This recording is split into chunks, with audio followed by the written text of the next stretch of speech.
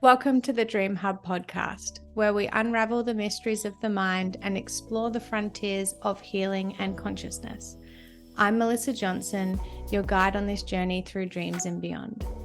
Today, I have the privilege of hosting a very special guest, Dr. Katherine Lawson.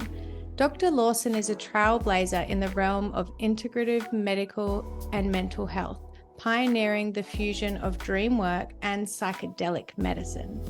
With her groundbreaking program, Awake in the Dream, she's redefining the boundaries of therapy and self-discovery. In this episode, we'll dive into the fascinating world where dreams meet psychedelics. We'll explore how these two powerful experiences intertwine, shaping our understanding of the mind and its healing potential. Dr. Lawson shares her insights on the Embodied Imagination method, a unique approach that brings together dreamwork and psychedelic integration in transformative ways. So whether you're a professional in the field of mental health, a dream enthusiast, or simply curious about the deeper aspects of consciousness, this conversation promises to enlighten, inspire, and challenge the way that you think about the power of dreams and psychedelic experiences. So sit back, relax, and let's embark on this enlightening journey with Dr. Katherine Lawson. Welcome to Dream Hub. Thanks for coming. Well, thank you. And thank you for that amazing introduction, although it feels like a bit of a tall order. I'll do my best. So you're a dream therapist. I'm a dream therapist. I'm with all of this, I'm really interested in your journey. How did you initially become involved in dream work, and then what led you to integrate that in with psychedelic medicine?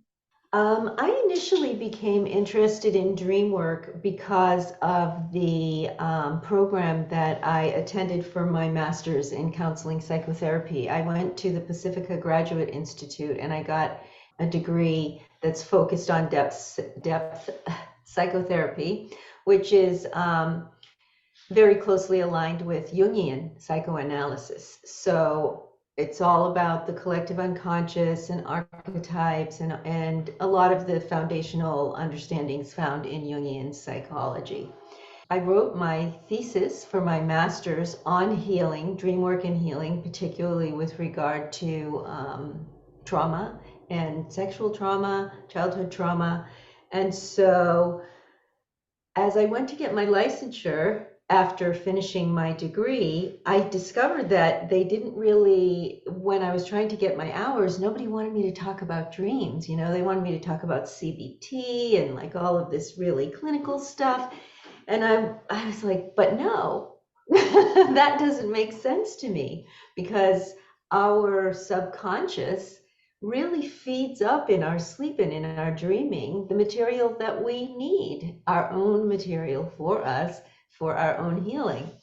So I went along practicing in private practice and kind of relying on some of what I understood about dream work. And then I decided to pursue a certificate in embodied imagination with Robert Bosnak, who's the pioneer of that method. I was lucky enough to be mentored by him, and I did a 3-year certification with him.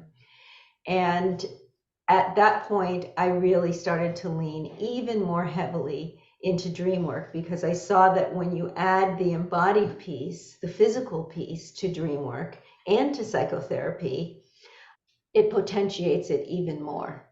And so I was kind of going along like that. And I got, during my doctoral studies, I got a cancer diagnosis. And as a result of the treatment that I received for that from allopathic medicine, in addition to having the good fortune of being to receive embodied imagination while I was going through that, by the time it was over, I decided to pursue my doctorate in mind-body medicine, because I really had a firsthand experience of how, if we're not treated holistically, we're not really healing well. And I also got the firsthand benefit of seeing how helpful dream work was for people who were in existential crisis, essentially, which is what I was in. So I've had a lot of reason personally, educationally, to really come to understand and believe in the power, unlimited really, potential that there is for healing within our dream realms. And then as I've worked with clients and been affiliated with MAPS for over 8 years, I believe it is, as a plant medicine integration specialist. So I've had the chance to kind of practice with the people who were reaching out to me. I came to understand that applying dreamwork practices to people's psychedelic experiences was really, really useful for them. That is so cool. I love it. I know exactly what you mean. In the last few episodes on this podcast, we've been talking about like embodying things and feeling it through your dreams, because it's that felt sense rather than just in therapy, like you hear the words and it kind of goes in and out, but in dreams you actually feel it. So it just sinks in better and works better. I wanted to ask you, so when we talk about psychedelics and integrating them, what type of psychedelics do you help? All of them. All of them. There is not a psychedelic that applying embodied imagination for the integration process is not useful. I can tell you that most commonly, because psychedelics are still not legal in the United States, I don't think that makes a really huge difference in whether people are taking them or using them or interacting with them or not. The statistics out there from the National Institute of Health is that 52 million Americans, and I think that that's low, have already interacted with psychedelic medicine. So we can skip over that legality part. Yeah. I've seen a huge rise lately in everyone wanting to do like microdosing magic mushrooms and taking ayahuasca, and acid's been big like around lately, but it's the same thing in Australia. It's all illegal, but I know like 1 trillion people are all still doing it. And right, exactly, because it's the best thing for healing, right? Right. So what I see the most, or was seeing the most when I was in private practice, was psychedelic mushrooms, kambo, which comes from a frog, 5-MeO-DMT, which comes from a toad, ayahuasca, LSD, MDMA, ketamine. There's several others. There's actually 8 different medicines that we teach people how to help people prepare for in our training. The most common 8, but I would say that when I was getting calls through MAPS, those were probably the most common.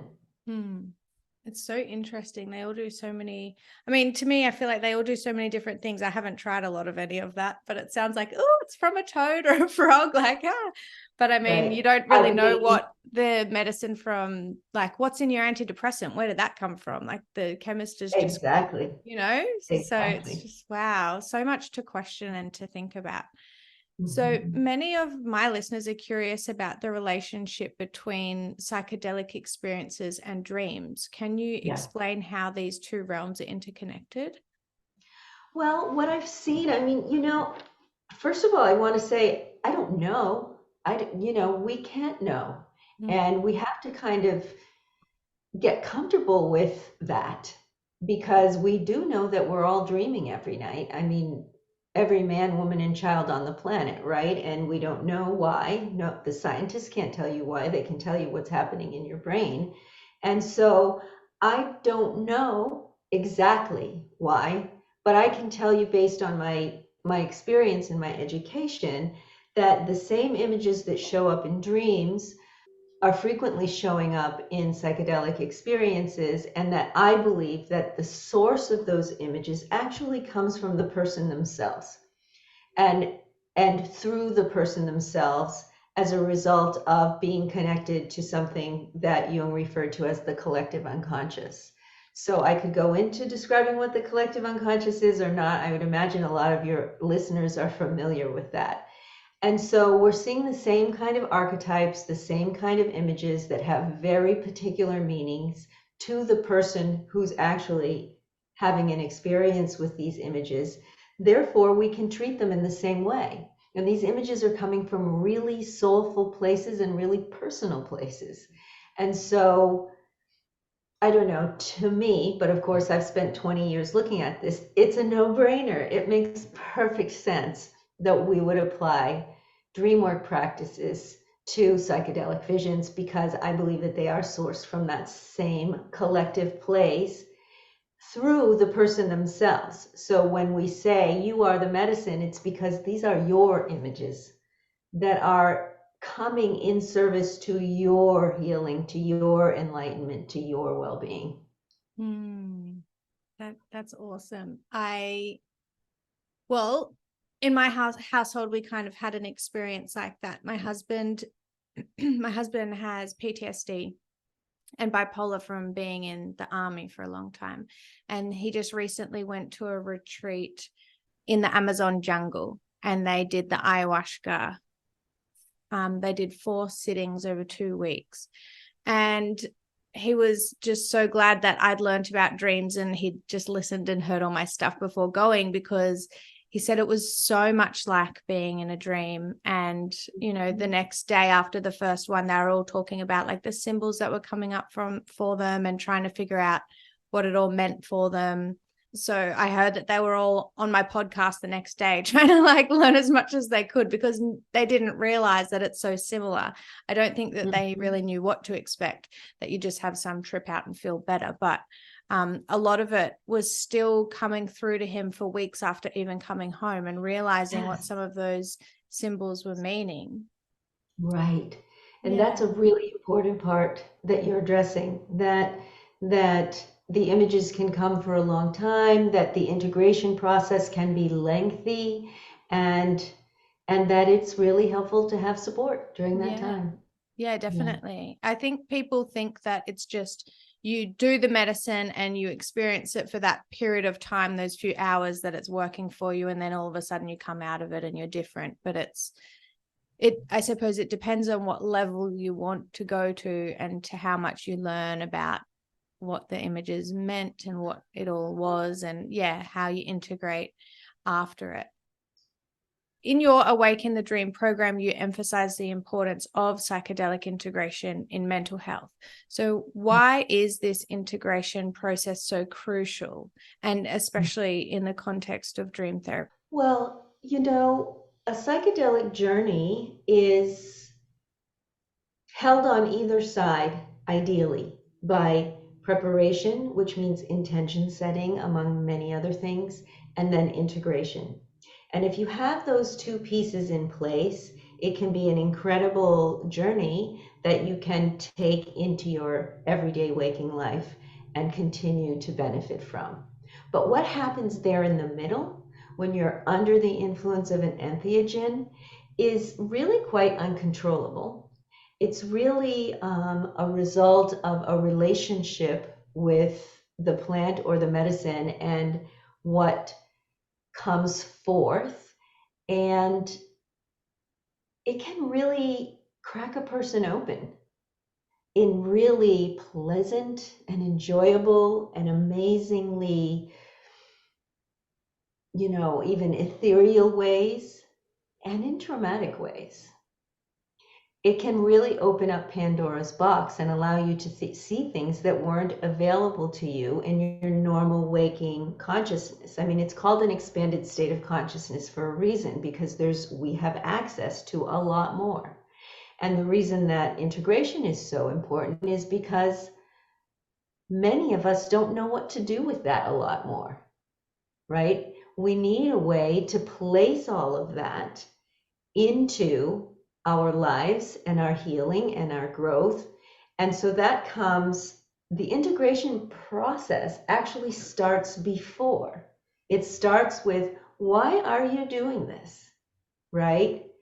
What would you like to get out of this? And all of the other parts that are a part of the intention setting part of preparation. And then afterwards, you can kind of see, how did that play out? Because the medicines, generally speaking, do respond to the setting of an intention, not necessarily how you imagine it might, not necessarily how you want it to, but they do respond. And understanding that response can be very, very beneficial to one's life. Otherwise, it's like what the heck was that? And you go on about your life. And, I upset some people by saying this because, well, in indigenous cultures, it hasn't been so important, this whole idea of preparation and integration, because the whole thing is a part of one thing, that it was a part of life. But I'm talking about in Western extractive colonialist culture. If you are just taking a bunch of entheogens, especially on repeat, and you're not setting any intentions and you're not integrating it into your life, how is that different than just taking drugs? Yeah, definitely. Yeah, that's really the importance of it, and it's really the same thing as the importance of integrating dreams. When our dreams are deep down in the most soulful parts of us and feeding up to our consciousness this vital, limitless, potent information, the question for me isn't more like, why would you, but why wouldn't you? Why Yeah. wouldn't you try to understand what's happening there? It's a question that I'm asking constantly. Right, When people are like, right, why are you into this dreams thing? I'm like, why wouldn't you be? right. Now, I know you can't give it all away because that's why people sign up to your school, but what are some ways that people could integrate after using psychedelics? Like, how do they, use that in their life? Well, in the training, we teach the students in our training how to help others integrate their experience. So we teach them the method of embodied imagination as it applies to psychedelic integration. So everybody who takes our training actually practices with each other. They use each other's dreams. They learn very deeply in a pretty short period of time, a lot about dream work, and they learn the method of how we apply this method that originated in dream work. Although I recently came to find out from the founder of the method, the pioneer of the method, Robert Bosnak, that it actually was founded in psychedelics, LSD, like 60 years ago or something. But anyway, I digress. It's a cool Where little was fact. I? I like that. Yeah, but so basically, they're learning how to use embodied imagination. And the short version of what that looks like is they're learning how to take their clients back to the vision that they had, or the experience, because you can work with a memory or a vision, the experience that they had with psychedelics, and then they help them to revisit certain images or environments and have an embodied experience with that. So they kind of put their habitual consciousness or their ego perspective aside for long enough to become absorbed by the images or experiences that they have. And in that physical absorption, called an embodiment, they have access to new information, the information that that image actually holds, and maybe the reason that it's there in the first place. And what we find is that we'll go through a vision and pick up 2, 3, maybe even up to 5 different images in the body. We help the person to anchor that in the body in a very specific way so that they have access to it later on. And when you hold all of that in the body at once at the end in something called a composite, it's almost an alchemical process where all of these new bodies are inhabiting the one body in an anchor, and it sort of cooks up to create something new. And it's usually a pretty powerful insight or several. It can take a while to integrate. Embodied imagination is an expanded state of consciousness on its own. The whole thing happens in hypnagogia, so a liminal state of consciousness. And there's just a ton to be discovered there. So people might go in and discover something that seemed utterly fearsome or horrific, held spaciousness and curiosity. They might find something that looked really sweet, held a lot of fear. You never know what you're going to find there, but all of it together is always a kind of a tincture that's a medicine in itself, for the person. And in the practice of embodiment, they can take that and continue practicing it in their day-to-day life, letting whatever insights arise that will arise, and then putting that into action. And so it's really powerful. So in your work, you've obviously observed how all of these experiences influence the nature and quality of life that people have. Do you have any stories that you'd like to share of even an example of something for yourself, or anything that a client has given you permission to share as an example of like what they experienced or then what they needed to integrate or anything like that? So let's say that somebody has, again, I'm going to say the integration process starts before the journey. And so that's the way I'm going to talk about it. So let's say that the person first did a preparation, and in the preparation session with their person, they really, the reason that they were going into the psychedelic journey in the first place is to understand themselves more deeply, and in particular, what's getting in the way of them experiencing relationships in the way that they would like to. What's creating repetitive relationship problems, let's say, okay? And then they go and they have this journey and they see all this wild and crazy stuff, and some of it makes perfect sense with relationship to their question and some of it doesn't. And then they come for an integration session. And in the process of working their vision, based on the associations that they have to the visionary images, in addition to the embodiments that they share with some of those visionary images, let's say that one of the images was a child, and they come to, during the embodiment process with that child, they come to understand that that child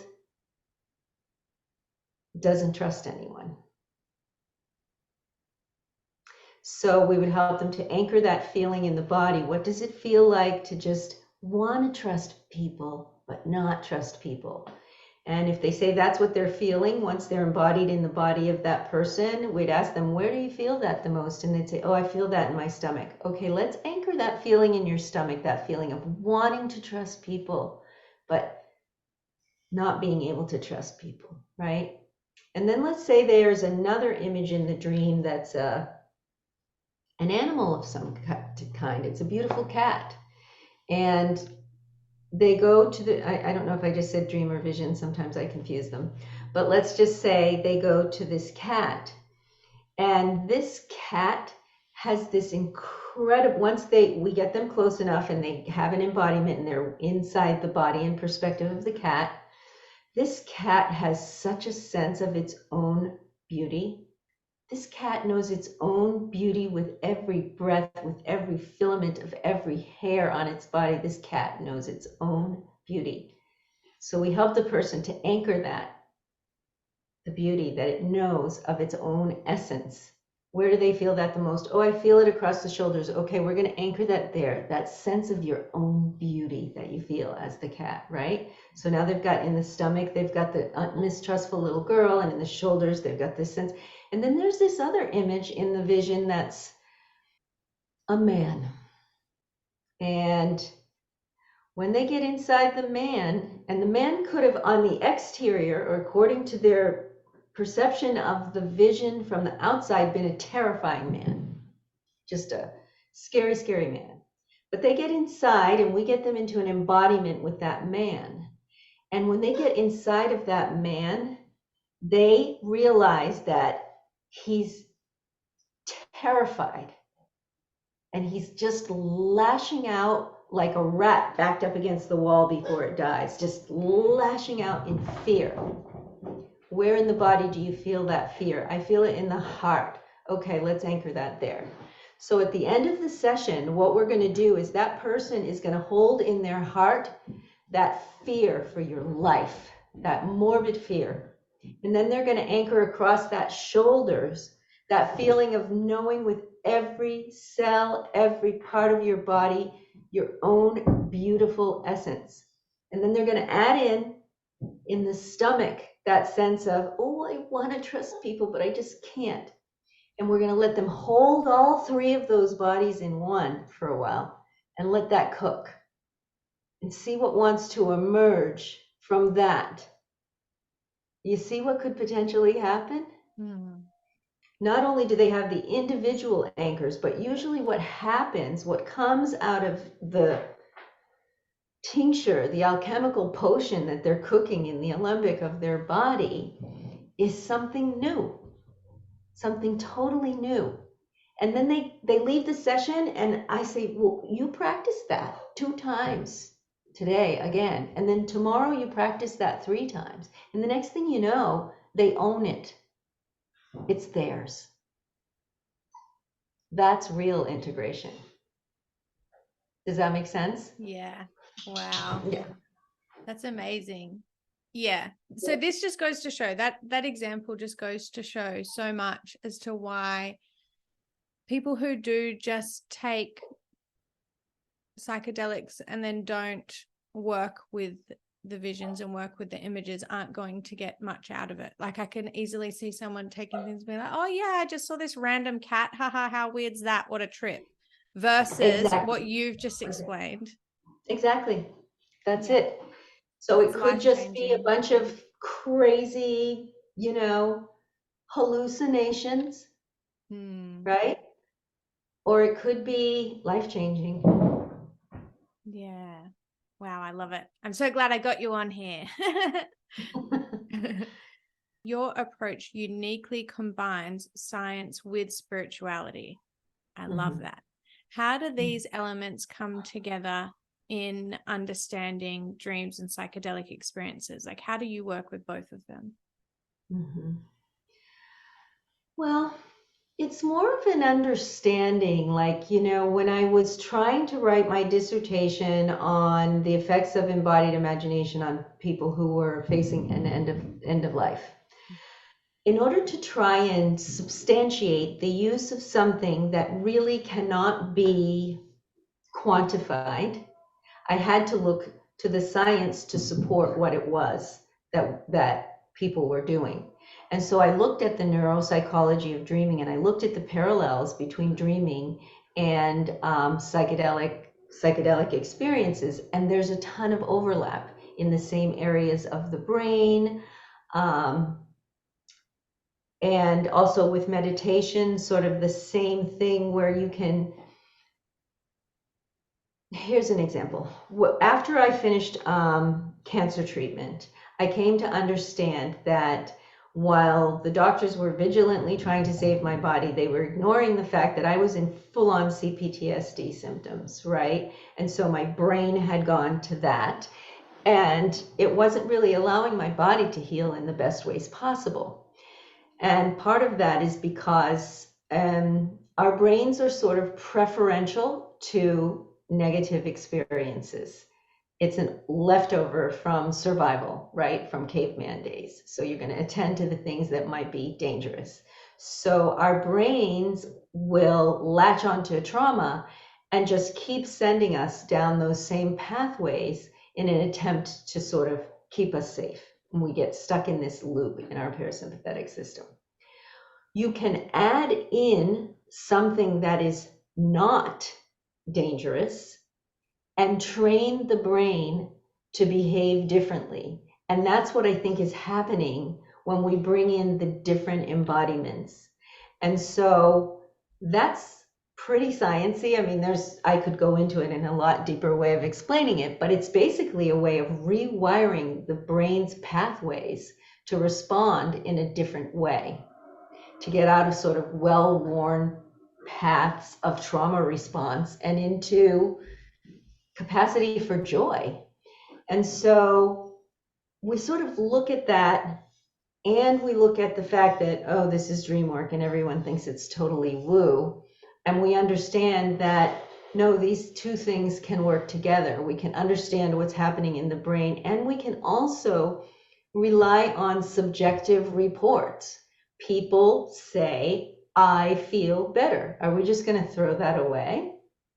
Right? People say that when I wrote my dissertation, I thought that the results were going to pretty much point at embodied imagination is a great practice to use for PTSD, and that's what the results are going to support. I was very much surprised because what the results actually saw strongest was that people were so supported by the spiritual aspects of having an embodied imagination session, that expanded state of consciousness, when they realize there's so much more to me than what we normally consider. I'm accompanied by other beings that are present in my psyche and in my soul, and I can call on them and draw on their capacities. I mean, that's like for people, right? And so it's just a beautiful combination of mind, body, and spirit, and that's all required for holistic healing and wellness. And so it depends on the audience too. There's a piece of it that's like about depending on the audience. Some people will need to hear about the science in order to be able to fully embrace the spiritual nature of psychedelics and embodied imagination as an integration practice. Some people will not be concerned with the science of it at all. But because the science is measurable, and because the science is endorsed and therefore considered safer, although, as we started with, I find psychedelics to be a lot safer in many cases, particularly microdoses, than some of the things that are currently being offered for a lot of things. We hold both. We hold both. Thank you.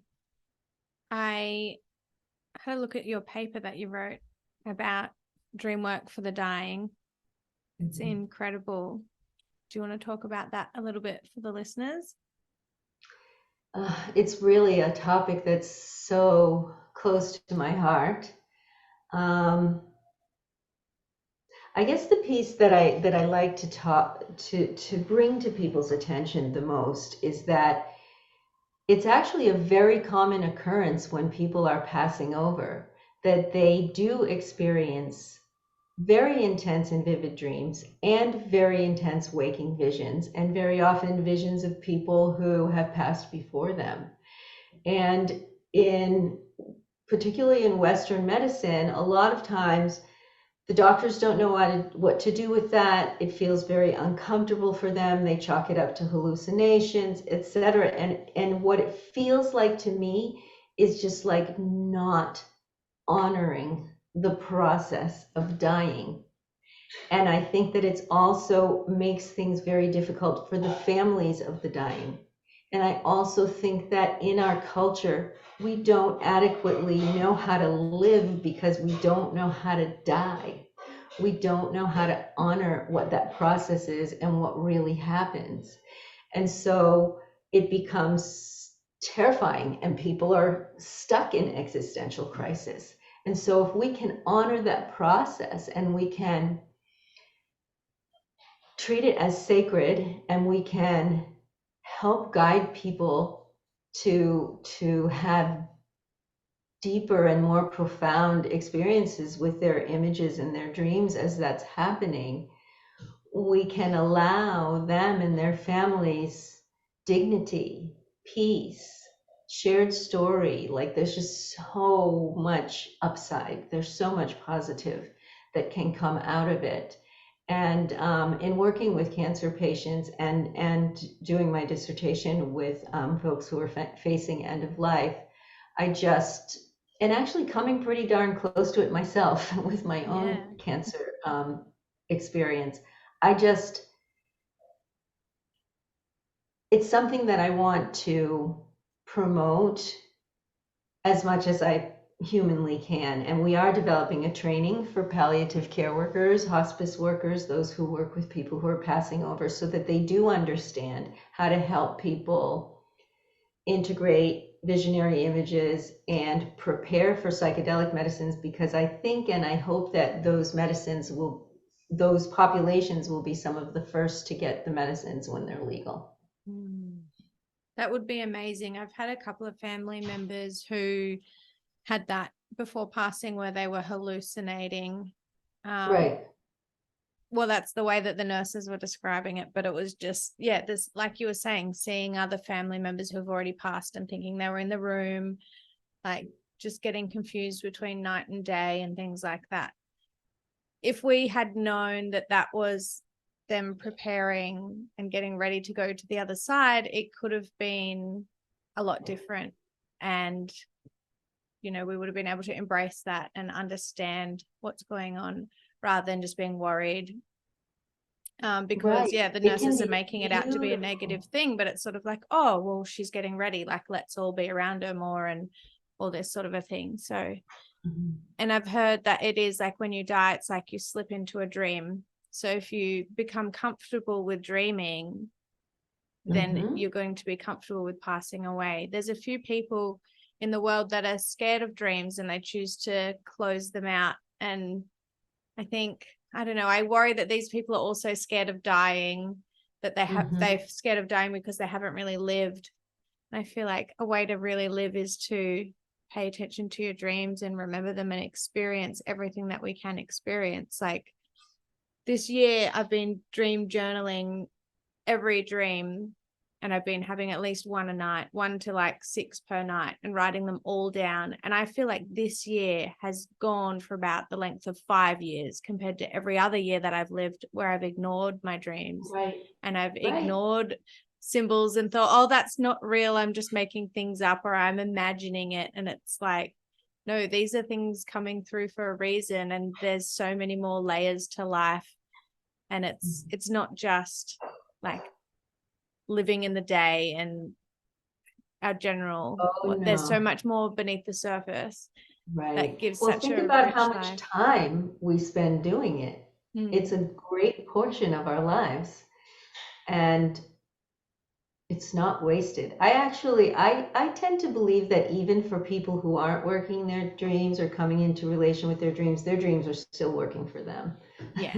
Even if you don't remember the dream, you still get, like, you wake up with different feelings and different ideas and things like that. It's still definitely going to work. It's just, I think we should enjoy them and not fear. I think fear sometimes holds people back. And like you said at the There's beginning, nothing to be afraid of. I've never seen anyone, I mean, nightmares can be really disturbing, but nightmares are actually my favorite kinds of dreams of all, because there's so much potent information to integrate. And what I see is once someone has integrated the information from a nightmare, it never returns. And so, nightmares don't have to be a nightmare is just subconscious material trying really hard to get our attention. And so once we attend to it, then the nightmare goes away. Outside of nightmares, which can be very disturbing because of how hard they're trying to get our attention, I've never seen anyone really hurt by a dream. Yeah. So there's nothing to be afraid of. Do you think that when people say, like, oh, he had a bad trip, that is kind of like a nightmare? I sure do. So now when someone says, oh, I had a really bad trip, do you get really excited because you're like, this is going to be a huge breakthrough? No. I get really curious. Yeah. I'm not afraid of, I'm definitely not turned off or turned away from people bringing bad trips for integration. But I will say, and it's important to say, that sometimes people will get things cracked open during a psychedelic experience that need more tending to than just a little integration. Sometimes people need psychotherapy, right? Sometimes people even need medical attention. So, there's a whole spectrum, but I would say most people would be served by some good integration. Can I ask you, do you have a dream of your own that has been big for you that you'd like to share? I'm not going to take all the time to share them in detail, but I'll tell you what came out of them. The two biggest dreams that I've ever had in my life, and I've had a lot that have really helped me in just tremendous ways, but the two biggest ones, both of those dreams, I had people helping me work them using embodied imagination, and they guided me into an image that was very, very frightening and distasteful to my waking consciousness. I didn't want to go there. It was very difficult to get an embodiment there, and I didn't like it there at all. And upon staying with it in both of these dreams, on the other side of the fear, I entered a vast, vast blackness. And even in that vast blackness that had no top, no bottom, no sides, that was very, very, very fearful. I felt like, am I dead? Can I get out of here? Every kind of fear. And then staying on the other side of that fear, both times, what I came to experience was, oh, this is the place of unlimited potential. I can create anything I want here. I am the creator of this reality. And I wept with joy in both of those experiences. The dream realm introduced me in a personal and in a physically felt way to what is unlimited potential and the role that I can play there. Wow. That gets me emotional just listening. Mm-hmm. The way you tell it, I can feel it all the way on the other side of the world. Yeah, it's powerful. very moving. It's very moving. It's and it's something that I carried with me back into my waking life. Yeah. And then there would be a huge ripple effect on your waking life after feeling that and having that with you. Yeah. And it's also part of my calling and my mission for people to understand that the dream realms is a place of unlimited potential. So is this one, but we'll stick with the dream realms for now. Yeah. Thank you for sharing that. Mm-hmm. Do you have people come to you before they've ever tried psychedelics and you basically, or you teach about setting the intention and then what to expect and then what happens afterwards? Or do you usually just have people coming to you afterwards? Well, the truth is that it's been a while that I don't do either, because growing this school and being a co-founder has become a full-time job. What I did the most of, because of that affiliation with the MAPS website as a plant medicine integration specialist, was integration. And that's how I discovered the application of embodied imagination. In the training, we do also offer 3 months actually of preparation training on 8 different medicines. And that includes ethics and history and psychopharmacology and contraindications and all of that. So I do understand it. I've done all of the research. I've talked to people about it, but that's not been the majority of my practice. However, my co-founder, Ophelia, is a ceremonialist, and she has done a lot of that. She's been focused on that side with more people than I have. For me, it's been mostly the integration piece in actual practice. I will say that I learned a lot about what was necessary on the preparation side from seeing where people were on the other side of the journey who came to me for help, right? Yeah. It was a wealth of information over 8 years. Do you have any tips for anyone who's thinking about trying psychedelics for the first time? Or even for the second, third time now that they've listened to this podcast and realized that there's so much more to it? Yeah. I would say, there's just a lot to say, but if I get to say one thing, it's really sit with your why. Why are you doing this? And then really ask yourself if you really want the answer to the question that you ask, the intention that you set when you go into it, and are you willing to surrender completely to that answer being whatever it is? Yeah. Yeah. I think it's similar there with dreams when people have intentions of something that they want to know about. And then, like you said, it doesn't always show you what you think you're going to get. It shows you what the truth. And yeah, and then you might even think it's not related because in your mind you're going, no way. Or Right. yeah, it'll show something that seems totally unrelated. But then when you go through the integration process, it's like, oh, wow. Yeah. Yeah, you have to be ready to hear the answer, the true answer. Right. So for anyone who is listening and they want to get involved in this, Dr. Katherine Lawson is currently enrolling for her program with the integration method, and it's based on this embodied imagination dreamwork. So in the show notes, I'll put the link so anyone hearing can sign up and join with her.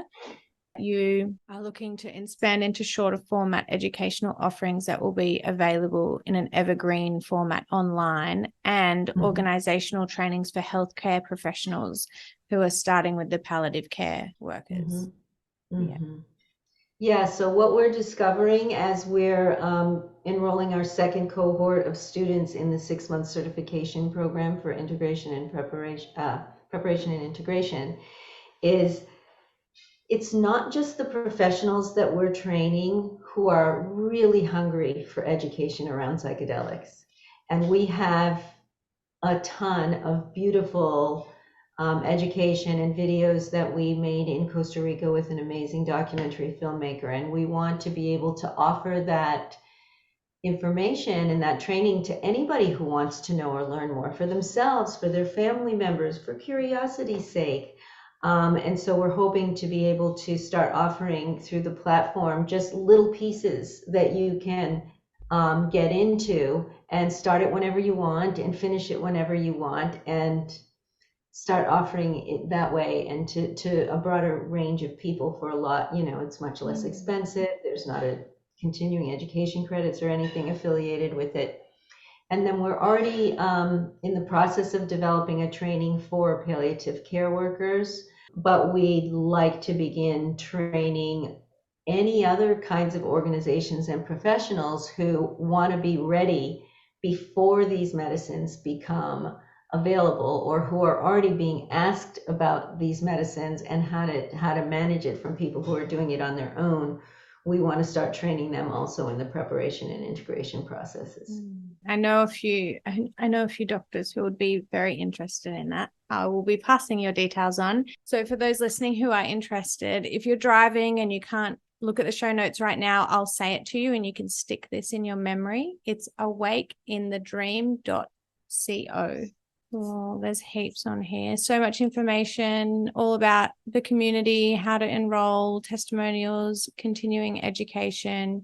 Have a look, awakeinthedream.co. What are some common misconceptions people have about the relationship between psychedelics and dreams? I think that people have misconceptions about them individually, but not about them together.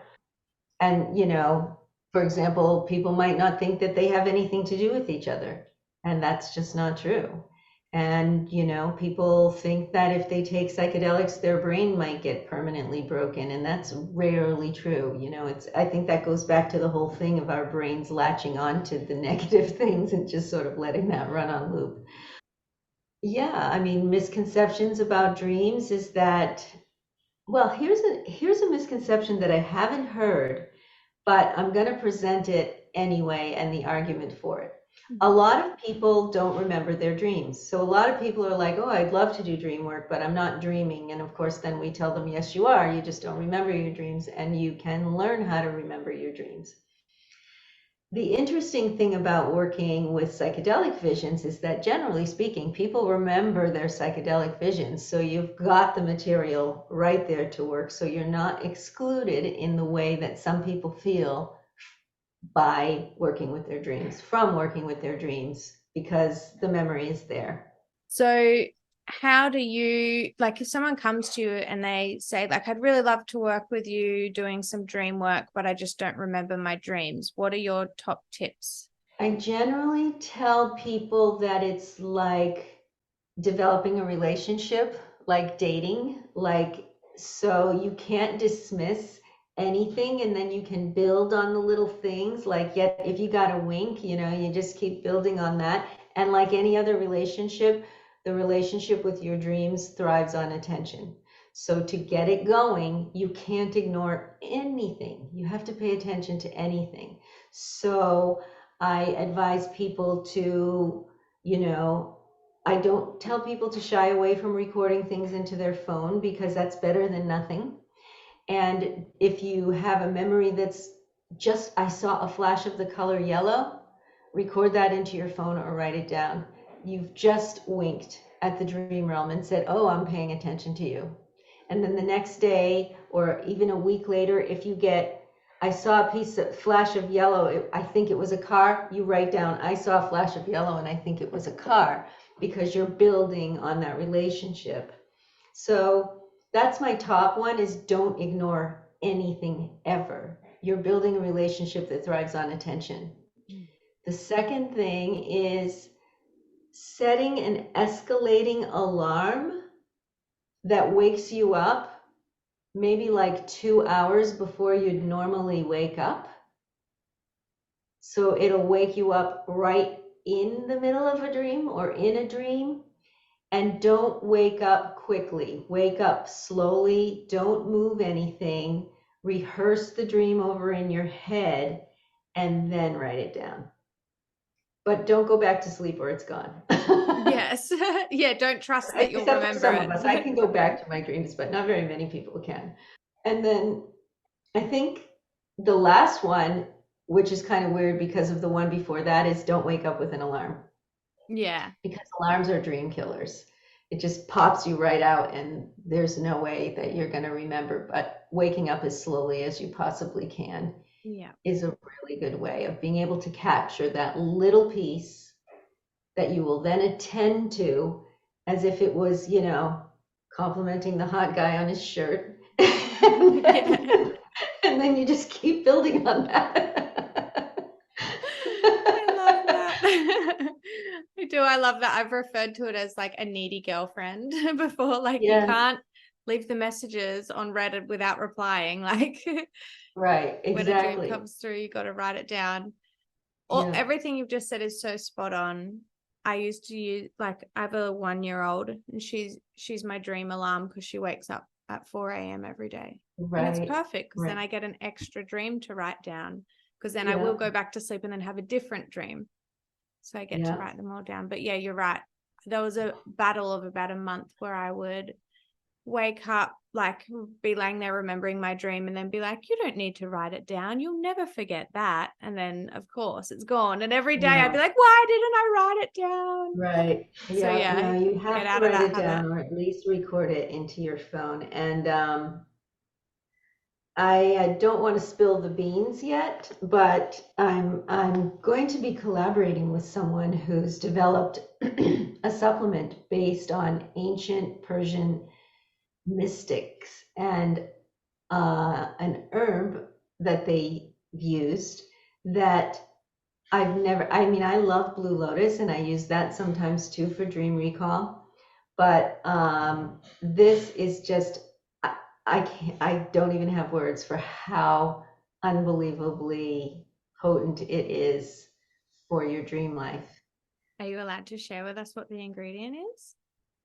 I think in ancient Persian mysticism, it's called soma, but I don't know what the the makeup is of it. But I will tell you that I have been testing it, and what I have experienced is very much like a combination of lucid dreaming and astral projection together. So you're in the dream, you're aware that you're dreaming, and your dream imagery is, for me, what it's like going to, I call it going to night school. I'm learning things the whole time, and I'm able to see it from that perspective. It's wild. It's just wild. So we're learning more, as we're learning more about psychedelics and entheogens. We're also learning about what are called oneirogens, which blue lotus is one, mugwort is one, and this substance is also one that allows us to interact with expanded states of subconsciousness. Yeah. I don't know what you'd call it. You'll have to let me know when this is out so that I can share it. I am bringing out a sleep and dream supplement soon too. It's in the making at the moment, but yes, mine is not as fancy as yours. I do have blue lotus and mugwort in mine, but yes, very excited. Those are great. Yeah. Those are really, those are both really potent and very ancient. Yeah. Yeah, it's exciting. I'll send you a free box. Great. I'll let you know how it goes. For people that are listening, if you do want to remember more dreams, I've made a free ebook. So I will put it in the link below. It's got a ton of tips and information about why you should even care about remembering your dreams and how to remember them. So jump on board and grab that. Katherine, just before we go, is there any last words or final tips or pieces of advice that you wanted to share that we haven't touched on yet? I will say that I forgot to mention that I have published a book. It's called Dreamwork for Growth and Healing. It's a guided journal, Dreamwork journal.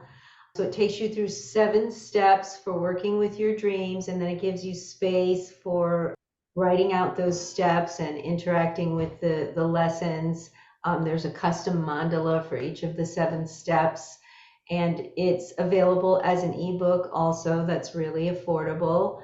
Some of those steps, I think, would be really useful for people who are trying to integrate their psychedelic experiences on their own. That's exciting. I'm going to get my hands on that. Thank you so much for coming today, Katherine. It's been a pleasure. I just want to say I'm so glad we finally got to meet this way. I do want to extend my heartfelt thank you to you, Dr. Lawson, for joining me and sharing your valuable insights on dreamwork and psychedelic healing. We've covered some really intriguing ground, discussing the crossroads of mental health, psychedelics, and dreams. So like I said earlier, for those who are interested in getting deeper into Dr. Lawson's work, check out the episode notes for links and resources. Thank you all for tuning in to the Dream Hub podcast. Remember, exploring your dreams is a journey worth taking. Keep an open mind, and who knows what you'll discover. I'm Melissa Johnson, and I'll catch you on the next episode.